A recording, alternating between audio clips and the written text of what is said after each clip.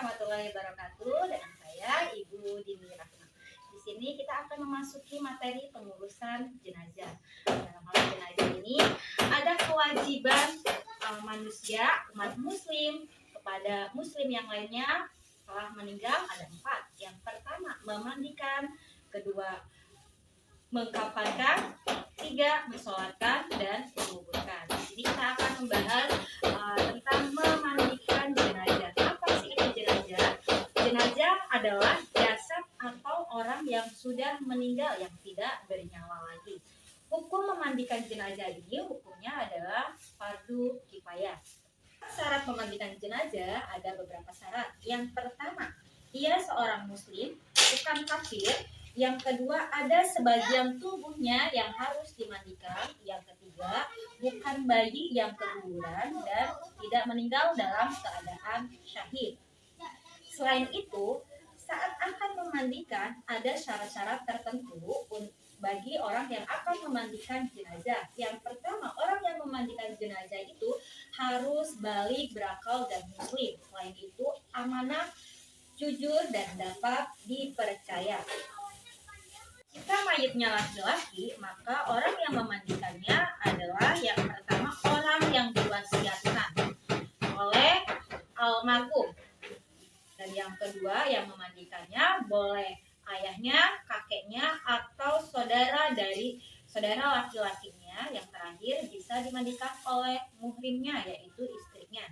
Namun, jika jenazahnya adalah perempuan yang memandikannya, bisa ibunya, neneknya, saudara-saudara perempuannya, dan muhrimnya atau sang suami. Nah, di sini saat akan memandikan jenazah, hal-hal yang perlu diperhatikan saat memandikan jenazah ini, pertama kita siapkan dulu tempat untuk memandikannya ya. Tempat untuk memandikannya ini harus berlubang agar apa? Agar kotoran saat dimandikan jenazah ini langsung kotorannya jatuh ke bawah. Yang kedua, kita siapkan ember dan gayung sebagai penampung air. Yang ketiga, kita siapkan sampo dan sabun. Lalu siapkan kapas dan cotton bud untuk membersihkan celah-celah bagian tubuh jenazah. Siapkan kapur barus, jeruk purut, dan daun udara. Nah, lalu siapkan handuk dan kain pengganti. Dan jangan lupa saat memandikan jenazah kita harus jaga kebersihan juga, siapkan tempat sampah. Selain itu, kenakan masker dan colomek. Jenazah yang pertama sudah kita lihat ya, sudah kita sediakan tempatnya yang berlubang ya, agar kotoran dari jenazah ini bisa langsung turun airnya juga ya. Kita kenakan sarung tangan. Sarung tangan ini agar kita tidak langsung menyentuh aurat jenazah karena dibatasi oleh batas yaitu sarung tangan. Nah, sebelum memandikan jenazah, kita harus mengistinjakan terlebih dahulu jenazah tersebut dengan cara menekan perut secara perlahan tanpa melihat aurat jenazah ya. Tekan secara perlahan walaupun dia sudah menjadi seorang jenazah, kita tidak boleh terlalu keras-keras ya. Jika sudah, bersihkan bagian ketiak dan wajah menggunakan kapas ataupun rapikan. Celah-celahnya dibersihkan ya. Celah-celahnya dibersihkan, hidung, tangan,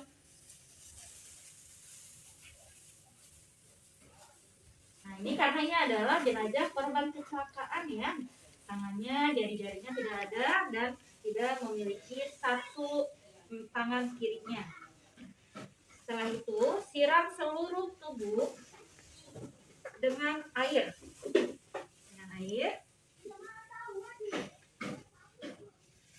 Setelah itu kita lalu lafazkan niat untuk memandikan ya. Niatnya adalah jika jenazahnya laki-laki, niatnya nawaitul ghusla lihadzal mayyiti fardu kifayah lillahi ta'ala. Namun Jika jenazahnya adalah perempuan, niatnya berbeda, yakni nawaitu ghusla li hadhil mayyitati fardhu kifayah lillahi ta'ala. Niatkan kita siram seluruh tubuh mayit tersebut dari kepala hingga kaki sebanyak 3 kali.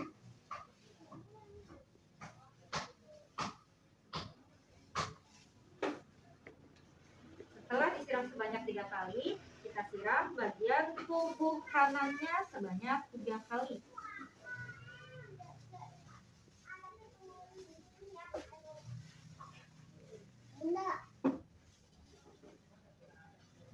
Setelah itu bagian tubuh kirinya sebanyak 3 kali.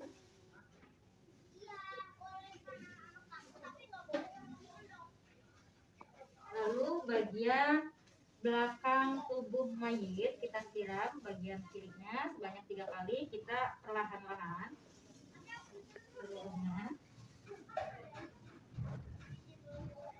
Setelah bagian belakang kita siram bagian belakang kanannya sebanyak 3 kali.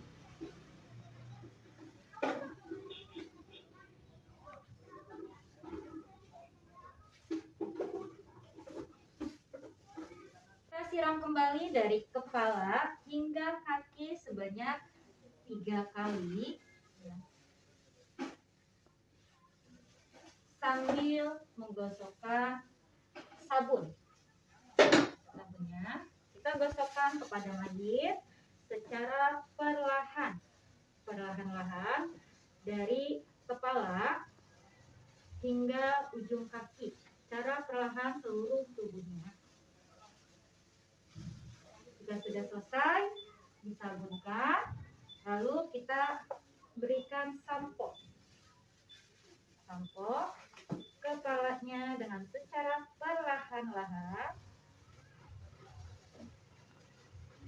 Jika sudah selesai, kita siram kembali dari kepala hingga kaki sampai bersih. Jika sudah bersih, lalu siram jenazah dengan menggunakan air kapur barus.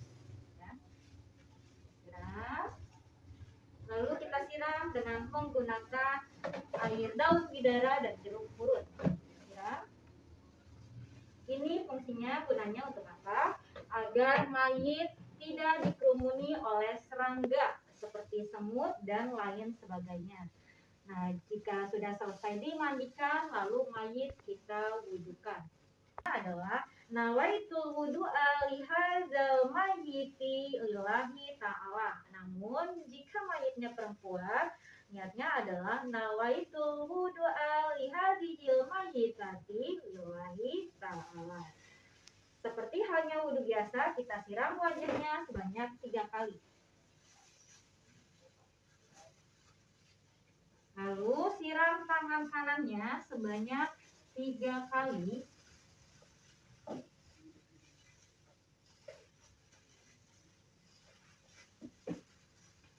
Lalu tangan kirinya sebanyak 3 kali, karena ini adalah korban kecelakaan, dalam tangan kirinya 1, maka kita cukup mewudukan sebagiannya saja. Lalu setelah itu kita siram kepalanya sebanyak 3 kali. Setelah kepala, kita bersihkan telinganya, kita wudukan telinganya sebanyak 3 kali. Setelah itu kita basuh kaki kanannya 3 kali.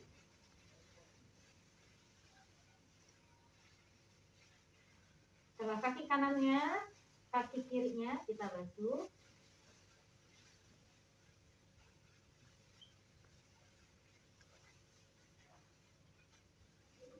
Nah, kita sudah selesai memandikan dan mewudukan. Nah, selanjutnya adalah kita lap dengan menggunakan handuk kering secara perlahan dari kepala.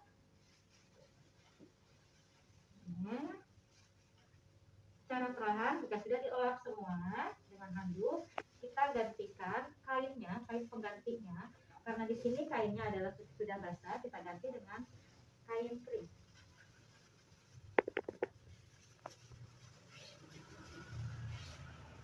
Saat merapikan kain, jangan sampai terlihat oleh yang lain auratnya.